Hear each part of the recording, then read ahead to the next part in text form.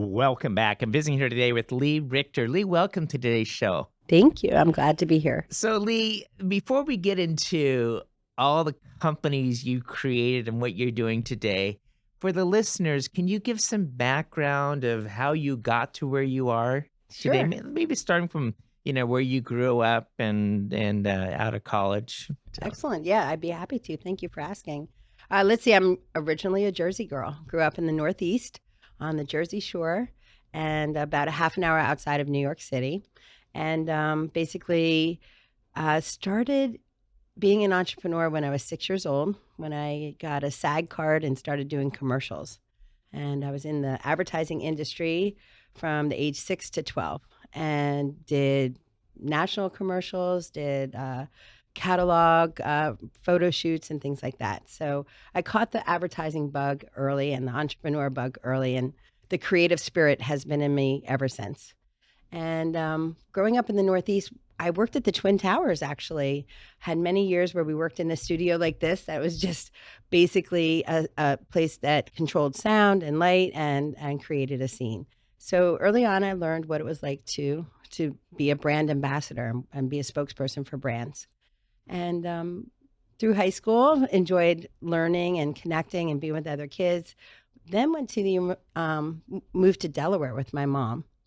And in Delaware, I had bigger dreams. My dreams shifted a little bit. I connected with a lot of other people that their parents were entrepreneurs or really, really successful. And I started having mentors in my life. My parents' friends and things would teach me how to read the Wall Street Journal and how to pay attention to stocks and bonds. And I caught the financial bug. So my first career actually was with Merrill Lynch. While I was in college, they came for a career day, and we ended up doing the DISC profile, and I fit their perfect profile. And at the age of 21, they offered me a job, and I took it, and I was in Wilmington, Delaware, and started my 14-year financial industry experience. And it was really phenomenal. It was during the 1980s and 90s, and it was during a time where, we used Quotrons and wrote hand tickets, and now everything's electronic. But back then you had to be so mindful of every single transaction, and everything was a phone call and a handshake and meeting people in person. And literally certificates coming in person and being signed and turned in for, multi-thousands and sometimes millions of dollars. So it was an interesting time in my life where I learned finance. And during that time, I met my husband. We were actually in spring break at the Bahamas. We were in the Bahamas in 1988, and he still had 10 years of college ahead of him. So I got back into academics, got a degree in journalism, and learned public relations and marketing, and also became a University of Florida graduate and learned football. And I really, really loved college football and spent a lot of time enjoying that part of life, being in college again, having football. Actually, the quarterback, which was Danny Werfel, was in some of my classes at the time, and that was exciting. And I just learned another skill. So I put finance with public relations and journalism, and I created my own agency. And so I put entrepreneurship into place. Merrill Lynch became one of my first clients. And a couple other companies that I worked with at the time also hired me as an expert for them. And, from there, I just launched my own business. So I've been doing it ever since. I moved to the Bay Area in 1998, launched Richter Communications and Design Group in downtown Oakland, California, right at the City Hall. We're in the Rotunda building, which is spectacular, probably one of the most beautiful buildings in Oakland, and started a PR marketing here in the Bay Area. And during that time, worked with Stanford Research Institute and the e-learning forum, and got really not only doing finance, but I was also focused into Silicon Valley because here I was. And from there, it's just spawned a whole bunch of opportunities because being attached to Silicon Valley, we're open to big thinkers and global leaders and world impact. So whether I'm in finance or helping a client that's in lifestyle, which is food and wine, or in Silicon Valley, either way, I'm connecting with communities that have something that they want to have global impact. And that's what I like about where I am right now is the people that I'm surrounding myself around with, yourself included, are having a global impact. And I'm feeling like I'm arriving to a new phase in my career. Lee, that's an incredible background, and I want to get more into that. But with that, I need to take time for a break, Mhm. and then after we get back, we'll dive deeper into what projects you're currently working on right now. I'm visiting here today with Lee Richter. She's a serial entrepreneur, started a number of companies, and has an incredible career, and also is known for those who work with her as a great influencer. We'll be right back after these messages. Grandpa, can we do chemistry? Papa, Daddy. Grandpa, let's do something fun.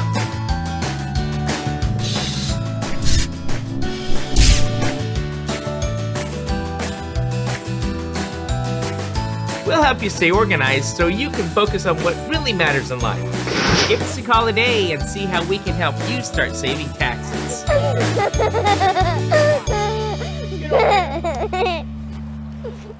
Welcome back. I'm visiting here today with Lee Richter. And Lee, you've started a number of companies. A lot of the lay people, entrepreneur, they'll say, I got one company and I'm good. But you go beyond that and see opportunities where none are seen by others. So how do you decide whether or not a new company needs to be formed? That's a really good question. Each one has actually been to fill a reason in our life. So originally, my husband being a veterinarian, we started with a veterinary hospital. From that, it launched a holistic veterinary hospital. From that, it launched an online education center. So because of the success of one, it led to the path of the need for another. And we separated them because they had different focus and different teams. And if ever we did want to focus on one, we could do whatever the team needed at that time. So teams could focus and also be really successful in that brand and only that brand instead of crossing over and trying to decide which brand to pay attention to. So when talent appears, that is when we look at, oh, is this an opportunity to put that talent to good use? So Lee, when you do new companies, how do you keep the energy going for multiple ventures at the same time? For me personally, I just love to create. Okay. So it is energizing for me. And I could see that and I have the capacity for it. And that's one of the things I learned in my past careers and also even using things like the disc profile or the Colby or working with my coach, Dan Sullivan, is from them I've learned I have the capacity to do these things. So other people might want to come to me and say, oh, I don't think you can do it. You should only focus on one. And that might be the path that's right for them. And for me, because I have the capacity and I get energized by it and I have the success track record to show that it already works, that I just, continue to launch. I've seen other people do it and they've inspired me. So funny because even Puff Diddy was one of them because he was on the Letterman show and they were asking him the same thing. How do you keep track of all these companies? And he's had like several companies go very close to billion, if not more. Magic Johnson did the same thing, multi-billion-dollar companies. And they were inspired. They are energized by it. They can manage it. And eventually somebody else wants to take it and run with it. And they allow that to happen too. I want to roll back to the PR Mhm. agency and communicate and design. What's your ideal client? My ideal client used to be other entrepreneurs and I wanted to inspire them. I was in business groups and I would take on projects just to give them a launch to the next level. And as my company's grown, a lot of my ideal clients are actually my own brands now. So 90% of my time is really taken up just manufacturing ideas and teamwork and things for my own internal brands. And then I take about 12 select clients a year, 3 per quarter, and do VIP days and deep dive with them and help them launch to the next level. Because as a multiplier, it gives me joy to light them on fire and share them with the world. So it's usually myself and then about 12 other cases a year. Right now, I have several PhDs at Stanford that I work with one-on-one and then teach them how to bring their brand to the marketplace and connect with their ideal clients so that it gives them joy, not just teaching, but also sharing with the rest of the world. What would you say the number one challenge is today in bringing products out to market? We used to think that people used to have to see it 3 or 4, even 7 times, and then they would understand the brand. But now it's more like 20 times or more, which is crazy because I remember when it went to 14 and then when it went to 18, it's like you have to have 18 impressions for someone to get that. Well, because there's so much demand for eyeballs and there's so many choices these days, they're seeing so many things. So they have to see yours over and over and over again to even notice. And I think most entrepreneurs don't stick with it long enough. They give up too early. They're like, oh, I did it 5 times. I sent them those 5 emails. They must not like me. I'll turn it off. And it's like, no, they haven't even really seen your stuff yet. So I think, people give up too early right now. You bring up the emails, and in this world of bots and the multiplier effect, what's your opinion on a bot? I needed one recently. So I'm so happy that I had a team member who knew how to implement it for me properly. As a consumer, it is not my favorite because it can intrude on my time. It could feel like it's not real or it's not personal. But in my particular business, we launched a product online. It started getting so many phone calls. We went from 200 to 500 phone calls literally overnight. So each day, I was used to 200 phone calls coming through my front desk at this one business, and it's a bricks and mortar, and I was used to it. And then all of a sudden it was 500 because this product was taking off so much and people were Googling us and finding us. So I had someone come in and solve it by putting a bot on our website, having them answer 3 questions first. And then once they answered, they knew how to help them and serve them better. Once we put the bot in place, it was more manageable for us, and it was a really useful tool. So number 1, I had to know the right use for it. Number 2, I had to do it to solve a problem. And number 3, I needed the right person to help me do it. I'm visiting here today with Lee Richter, and we've been talking about the PR, communications, and bots in today's industry. Lee, I need to take another break, and after we get back, I want to dive deeper back into how do we effectively get communications and our branding out in today's marketplace. We'll be right back after these messages. Grandpa, we found the golden stone. We have to watch out for the treasure guardian.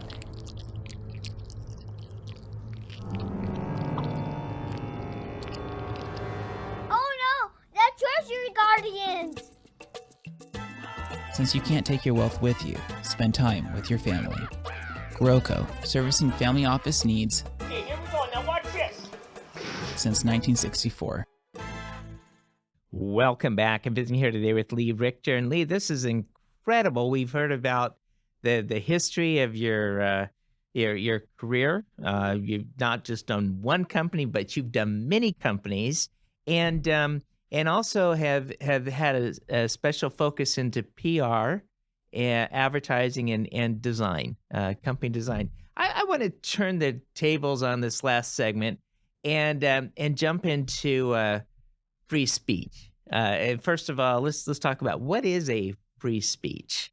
Well, from a marketer's perspective, it is a marketing tactic. It could be under event planning. And then what that would be is, how do I get the person who is talking about our brand out into the marketplace where they're creating positive impact and building community? Sometimes there's also an income stream attached to that as well. We would have to look at, are we doing this for positive impact and giving back to the community? Or are we doing this to create an opportunity to either collect emails and be a lead generator, or to actually have sales while we're there? Sometimes we get paid on the back end by doing a rev share with the people that are putting on the event. So there's many, many different ways to look at a free speech, but there's always a way of a marketer bringing it back to, this is a tactic to connect with my audience, to build a deeper relationship. So when I look at marketers and I look at free speeches, different ways that you can get out there and get your voice known could be locally, like at the Chamber of Commerce. It could be on a show like this with you. It could be on a podcast. It could be on TV. Basically, it could be delivered anywhere. It could even be just in the neighborhood church because they're having a Sunday night community activity. So what you want to do is look at who's your ideal audience, how you want to reach them, and how you want to serve them, and then maybe how you want to give back in the community. So I could think of a few people to use as an example, but let's pick a mutual friend of ours. Okay. His name is Randy Garn. We both love him. It's one of the reasons we even know each other. We cross paths because of his beautiful energy he shares in the world. And as an ultimate entrepreneur, he gives free speeches all the time. And some of the places I've seen him are places I've paid to be an attendee, but he has been invited as a special guest because he has a genius to share. Part of it is just being a great father. Some of it that he shares is genius of entrepreneurship. And some of it is just in personal development because he has spent a lifetime perfecting how to be a great communicator, great connector, And he always leaves people feeling better at the end of their conversation and visit with him. So people love to hear from him. So if I look at his agenda and when he does free speeches, one might be to represent a company that he has ownership in. He owns it. He has part ownership in a company called Parachute. Parachute is an online access economy site. He might go out and do a free speech to drive sales or get leads for Parachute, or even just raise awareness of how great a company they are and what they're doing in the marketplace. So in the end, what he wants to do is generate a result, which is deepen the community or increase awareness. But in the beginning, it's a free speech so he can be out and be seen. Another way he might do it is be a guest on your radio show, just like this. Another way is to be on a podcast and him either interviewing other leaders or him being interviewed by other leaders. And he could be on a summit, he could be in a mastermind, and each one could be a free speech, but in the end can generate awareness around something that he's focused on. Do you advise people to jump in the free speeches, or do you first look at what industry are they in, and does this industry really benefit from that? It's a combination. And that's actually a really good question, because in the beginning, you want to look at, if I'm going to spend my time doing something for free, do I have to travel? Is it in person? What do I want to accomplish in the end? And I think that it just matters on the industry and the situation. But I think in every industry, we can find a purposeful reason for them to go out and create a free speech and a connection, no matter what it is, whether it's coal mining and how to be safe, or it's being a veterinarian and what you need to know to integrate Eastern and Western medicine, or how to just be a great dad in the world. So brand awareness and free speeches, tying those two together. An individual comes to you, Lee, says, hey, Lee, I need to get the word out on this brand. Do you got any good case studies of where free speeches have really worked to help launch companies out? Absolutely. And I'm so glad you asked this question, because it's one dear to my heart. We have a nonprofit that we launched about 15 years ago, and it's called the Pet and Wildlife Fund. It's petandwildlifefund.org. And it was a way for me to have the veterinarians who just love pets and wildlife to spend time and free time connected with the community. So through the Pet and Wildlife Fund, what we did is we set up every Sunday to be at the farmers market, so people in our local community could meet the vet in person, could ask them questions outside of the exam office with a certain clock running on how much time they have together. Here, the kids can come up and ask questions. They could bring their dog and show them to the vet. But while we were there, we did what we called a pet mayor contest. And people could vote for the pet mayor by donating $1 for charity to help pets and wildlife in need. And they got little I voted stickers with the paw prints on it. And the kids were so excited about it because they were involved and they had a voice. Through their $1 donation, they got to make a difference and a positive impact. So what it was a marketing tactic on how to create a way to connect with the community, but how to make the doctors really happy too, because here they were giving back and this is their joy. And their joy is to take care of pets and wildlife in need. And now is creating a budget and a circle of support for them to actually do it. So much so, sometimes they would come in on their days off to do a surgery for free, just so they, number one, can do something good. Number two, be great at their skills. But number three, help the community. And it was a win-win-win all the way around. So by doing that, not only did we connect with the community, but it raised awareness in the community of who we are and what our culture is. And our culture is to take care of pets and wildlife in need. And it also gave awareness to the kids that doctors are real people too. They got to connect with them differently. And some of them are like, I remember meeting you 5 years ago, and that day I decided I'm going to be a veterinarian, or I decided I'm going to take care of animals. And, you know, it was just approachable for them. So it was really nice all the way around. You know, this area of pets and as an industry has really grown within the last couple decades. And it really, you know, what used to be today, I was with a friend yesterday, and her daughter is working with a company that takes care of over 100 dogs every week. Mm-hmm. And, when she told me what the pet care fees were for the monthly walks and doggy daycare, I'm like, wow, that really is an industry. Yeah, and it adds up. It could be $6,000 a year on your final bill. Like, people are investing at that level, yes. So when you look at the industries today, do you see any trends that you feel are really a wave of the future that are kind of untouched right now? I love that you asked this in this timing, because just Monday, I was in Beverly Hills with Peter Diamandis, and I was there with a whole bunch of people thinking about longevity in the future. And I was there because I want to see what kind of things can we bring back to the veterinary industry from the medical industry, like what kind of insights. And so much is going on around technology and health and longevity, but also, AR and VR and how that's, going to affect our client experience, our user experience. How is machine learning going to affect the way we serve our clients and how we can serve them better? There's a lot coming down that we don't understand how it's going to integrate yet, but we're aware that it's going to change all of our lives. Lee, I want to hear more about this. Unfortunately, we're out of time, but I think I'm going to have you back. Thank you. I've been visiting here today with Lee Richter. She is a serial entrepreneur, an innovator, and an influencer. And Lee, I'd like to thank you for being on today's show. It is my pleasure. Real quickly, a person that wants to reach out to you for design and PR services, how would they do that? Easy. Lee at goasklee.com. That's Lee at goasklee.com.